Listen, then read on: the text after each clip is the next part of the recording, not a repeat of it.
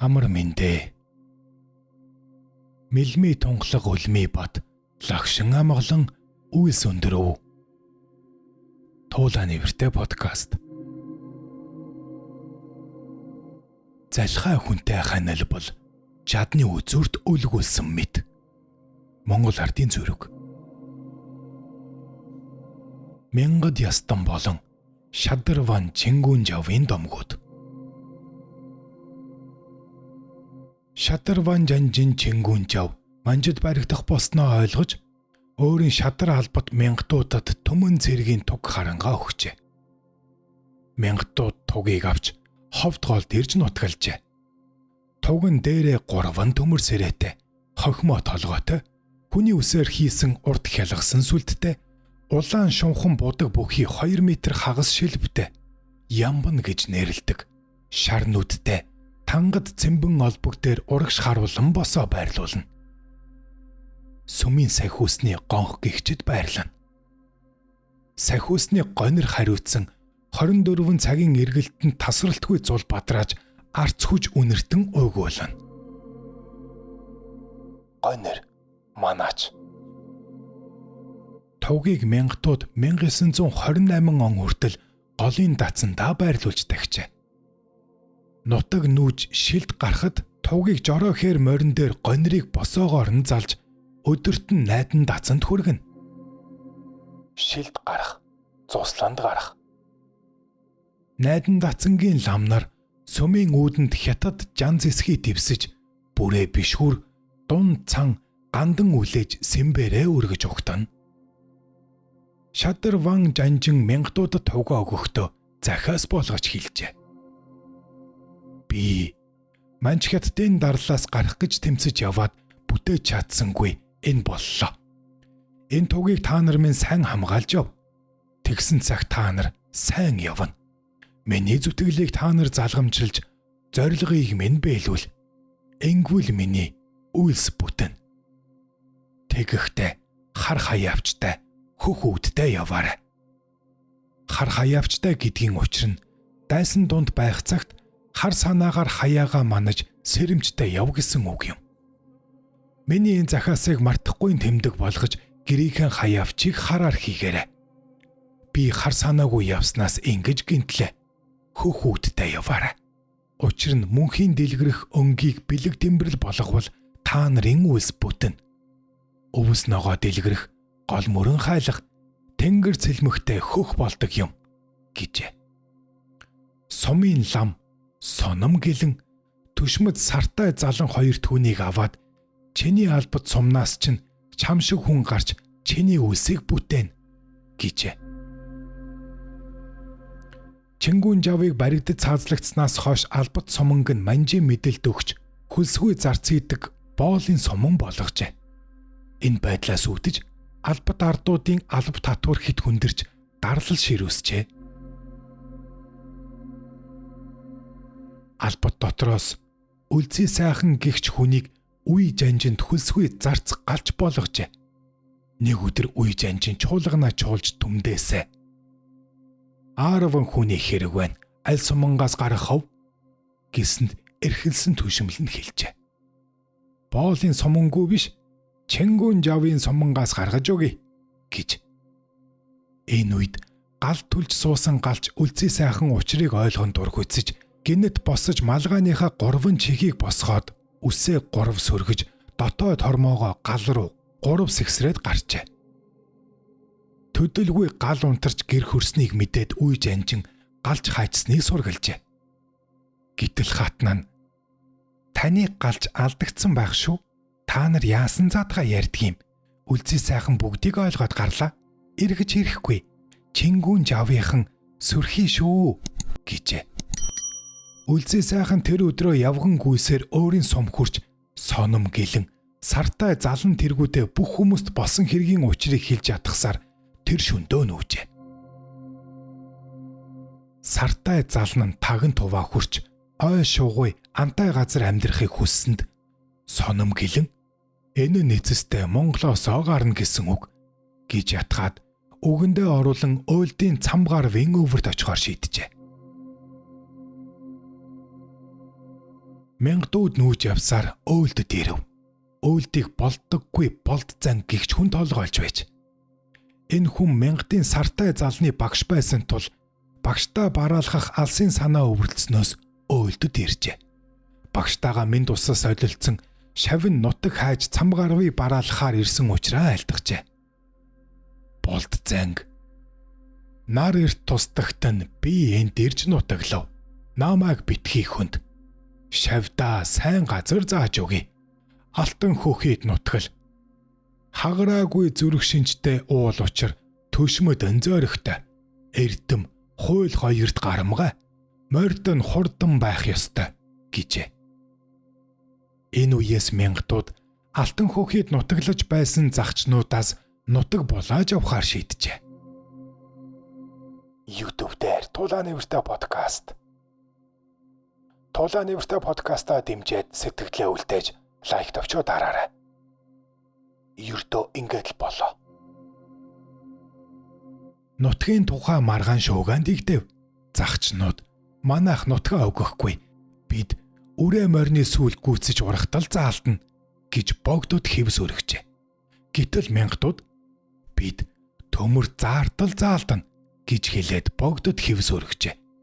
Богд эзэнтэн хоёр хэвсийг хүлээн авч уул заргын үгийг шинжин бодсны эцэст төмөр дөрөө заалтал заалтна гэдэг нь төр өвдөн гэсэн үг.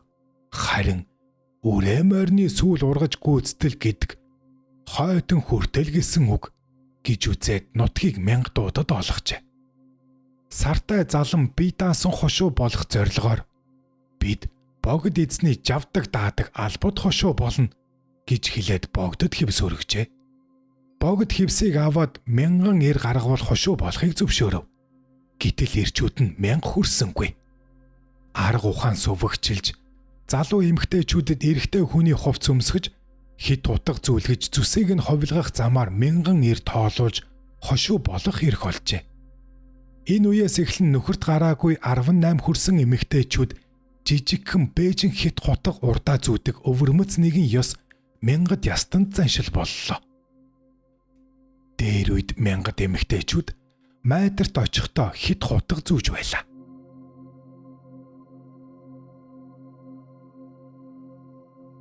Чингүүн жавын нутгийнхан манжийн эсрэг байлцаар их цөөрсөн ажээ. Чингүүн жав баригдаж бэжин цаацлагдахын өмнө та нар хөх үүдтэй хөх хаяавчтай байгаарай. Заавал эргэж ирнэ. Тэр цагт хөх хаяавчаар нь таних юм байна гэж загсан гэдэг. Одоо болтол хөх үүдтэй хөх хаяавчтай айлууд ховд голоор нутгалдаг. Энэ газар нутаглах босны учир гэвэл соном ловон, сортой залан гэдэг хоёр хүн ховд голын үзэсгэлэн тохоог шинжиж үзээд 3 жилийн ган, 3 жилийн зунт даах нутаг юм байна. Энд нутаглая гэж хэлэлцээд манжийн амбанд бараалгачаа. Амбан бодохдоо эднэр юр болдоггүй ус хошуу болгож нутаг олгож болохгүй. Харин бусад хошуудад тараан өгөх зүйтэй гэж санаад тэр яаж болно? Манай эзэн хаан зөвшөөрөхгүй дээ гэжээ. Энэ үгийг сонсоод нөгөө хоёр ясан шүттэй шодон сүултээ янхгар цагаан морин дээр бухын ир суран оосортой ган дөрөөтэй эмээл тогож очоод амбан таныг тэр хошуу нутгийг олгохгүй юм бол энэ цагаан морины туг сүулийг ургаж гүйцэтгэл туушин шүтийг нь ирлэж гүйцэтгэл ган дөрөөний синжийг тасартал зааргалдана гэжээ. Амбан морийг нь үзвэл харах нүдэн анилдсан хазах шүтэн өмөрсөн туг сүүл нь туужуу болж тураг биеийн зүнсэн яндан цагаан морь байсанд яайда гэж бодтол нэг түшмэлнэ. Нэг хошуу болох юм бол 1000 цэрэг жагсаагаад ир. Тэгвэл та нарыг нэг хошуу болгоё гэж хэл. Эднэрийн ирчүүд нь бүгд дайн дууссан юм чинь юуны 1000 цэрэг гаргаж чадаач гэжээ. Амбанч зөвшөөрч нөгөө хоёрт энэ болцлоо хэлжээ. Нутаг гуйсан ирчүүд буцаж очиод цэрэгээ цуглуулж үзвэл яаж ч мэн хөрхөв. Тэгэхлээр нэмэгтэйчүүдээ эр хүн шиг хувцаслаад ном саадаг агсуулж хит хутгаа зүүлгэж цэргийн сүрээ нэмээд Жанжин хааныг эрэхтэн харваж намнах харайн дүүлж байвгэн.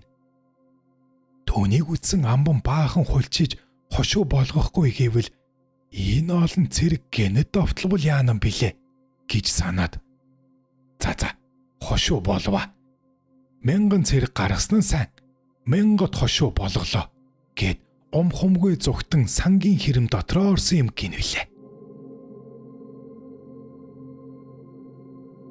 Чингүн жав манжийн цэрэгт баригдах болсноо мэдмэгц туга 1000 дуудад өгчээ. Тэр туг хожмоо хотгойдын ээлэг ноёны гарт очижээ. Нүхтээ авч явах хамгийн чухал юм нь туг нь байж. Эцэст нь хідэн хүн томилж бэлэг, хадаг, арх хідэ ганцаглуулж ээлэг ноён дэлгээхээр шийдэв. Томилогдсон хүмүүс ч явах болов. Тэдэнтэй бяртинхээтэй маанагдуухан нэгэн залуу явах болов. Тэр залуу унаа байхгүй учраас айлаас нэгэн үүр сүлтэй азар гуйж унаад амт ааггүй арх олж ганцгалжээ. Тэд ноёны зорж очисон хэрэгээ учирлаж архаа сөгнөж бэлэг хадгаа барьжээ. Хамгийн доор суусан нөгөө залуу амт суултаа архаа барьсанд ноён авч уугаад та нар ус өгч басамжллаа гэж уулаас туг өгөх дургүйн шалтгаан болгож ихэд хэлгэнжээ. Үүнээс үндэслэн ам мориж хэрүүл маргаан дэгдэхт нь нөгөө залуу угасхийн гарч мориндоо мортож гэрийн бүсэнд байсан тугийг шүүрэн авт дутаажээ.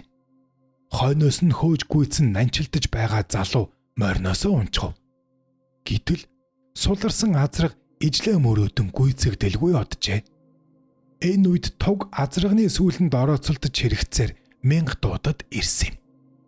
Харин тугийн дээд сирэний нэгэн гимтснээс өөр юм болсонгүй гинвэлээ. 1000-ийн голын датсан дахигдж байсан Чингүн жавын тугийн дээд 3 төмөр сэрэний нэг нь гимтэж төмөр төдүүл тавьж хатсан байсныг нутгийн өвөгчүүл бүгд баталж байлаа.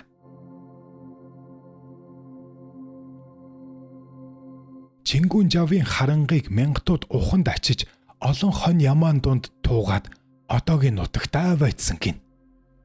Чингүн жав төмөн цэргээ тулдаанд оруулахдаа энэ харангыг цохиулж дохио өгч байлдааны ажиллагааг удирддаг байжээ. Тэгээд ч 1000-тууд төмөн цэргийн харанг гэж нэрлэдэг. Энэ харангыг хожимо 1000-ийн голын датсанд байрлуулж лам нарын хурал хурах дохионд хэрэгэлдэг байжээ. Ойр хав байхгүй, юр бишийн тунгалаг цэвэр дуутай харанг байсан гэж өвөгчүүд дурсдаг юм. Хар хорны музей нэгэн харангыг тайлбарлахдаа ийм дуутай харанг Монголд 2хан бий. Нэг нь 1000-д байсан Чингүн жавын харанг гэж тайлбарлагч нь өгүүлжээ. YouTube дээр туулаа нэвэртэй. Зөвлөлтийн эрдэмтэн Майскийн Монголиа Наканюны революцийн номонд 1000-тууд Тэсийн голын ихээр нутаглаж байв. Тэд удам залгуулсан ноёноо халж сонгох журам тогтоолохоор заргалджээ. Хошуу ноён нь ихэд хэлэгнэж бүгдийг алсан ч сэтгэл нь ханамгүйгээр занал хийсэн учраас 1000 хүн шөнөөр хошуунаасаа оргон зайлж ус нуурын ойролцоо нутаглав. Ус нуурт нутаглаагүй учраас ховд голд ирж суурьшжээ. Манжийн засгийн төлөөлөгчид удаан хугацааны хэлэлцээр хийсний эцэст ховд дахь манжийн захиргаа ба цэрэгт жил бүр 7 тонн өвс, 3 тонн хярган, 250 лам мөнгө өгч байхаар тогтов. Тэр үеэс эхлэн сонгосон ноёноороо удирдуулан амар жимэр амьдрав. 1911-ээс 1912 оны өргөөгөөс тэр үеийн 1000-д ноёнд удмын цол өгөв. 1915 онд ноён өгсөн тул үргээгийн засгаас ноёны жаал хүүгээр удам залгсан ноён болохыг зорив. 1000-тууд эсэргүүцсэн. Бид 2 үе баримталсан уламжлал ёсоор сонгуул ноёнтой байхаа тусгай цаасанд бичиж богд гэгэнд өргөжээ. Өргөөгийн хаант засаг республик 1000-ийн хоорондын улс төрийн сунжирсан маргааны эцэст 1000-тууд өөрийн захиргааг сонгох журмаа үргэлжлүүлв. 1915-аас 1918 онуудад Гомбыг ноёноор сонгов. Уул ноён чинэлэг байдалдаа ирсэн тул халж ерийн түшмэл Санжийг сонгов. 1920 онд хошуу ерөнхийдөө ноёнгүй байв. Хошууны ерөнхийн удирдлага 47 хүнээр бүрдсэн. 37 хар, 10 лам, загиргааны онцгой хурал цуглааны гарт байлаа. Чуулган хавар намарт буюу жилд 2 удаа хуралдаж хошууны ажлыг шийдэнэ гэж бичжээ. Алексей Васильевич Бурдуков хуучин ба шинэ Монголд номынхоо 49-р талд чи битгий гайх эн чин жинхэнэ ноён биш сонгогдсон хүн. Бид бусад хошуудтайгаа адил угсаа залгамжлах ноёд байхгүй. Өнөөдөр энэ ноён маргааш би ноён болж болох юм чинь. Тиймээс өнгөрч сагсуураад өөрийгөө ноён болгох гэж оролдоод хэрэггүй гэжээ. Мянгат хан цагаан яс хөөдөггүй. Хин чадалтайгаа ноёноор сонгодог өвөрмөц заншилтай гэж дээр үед баруун Монголын бусад ястнууд сонирхдаг байлаа гэжээ. Манжинхан мянгатуудыг Чингүн жавын шадар албат гэж жигшин хардаж яаж ч магадгүй хүмүүс гэж сэрэмжлээд хүчийг нь сарниулах зорилгоор тэр үеийн хотгоодын захиргааны 5 хошуунд 5 суван болгож тараан хуваагаад хөлсгүй ажилуулах боолын суман гэж нэрлэжээ. Мянгатууд зарга мэдүүлэг хийсэн боловч тусыг олжээ. Гэвч бууж өгсөнгүй. Оргож нүүхээр сэм хэлэлцв. Эцэст нь ээлэг ноёныг алж тугаа булаан авч нэгэн шөндөрвөн нүүжээ. Ингэж нүүхдээ хотгой төрхөө өөрчилж зүсээ хувирахаар бас бисээ танихаар цагаан альчуураар толгоогоо боожээ. Энэ үеэс эхлэн мянгат эрэгтэйчүүд дулааны уйлралд малгайны оронд цагаан альчуураар толгоогоо боодог. Бас нэгэн сонин өвөрмөц заншил мянгат ястанд тогтож өдийг хүргэжээ. Өөр нэгэн ховлбрыг авиачужигчин жамсран жавгаа ярихдаа Чингүн жав цэргээ тарахдаа та нар цагаан альчуураар толгоогоо боож хар хаяавчтай хөх үүдтэй болоорой. Би хожимо хотгой домгийнхан гэж таних тэмдэг болгоё гэсэн гин. Цагаан альчуураар толгоогоо боох заншил 1960 он хүртэл уламжлагджээ.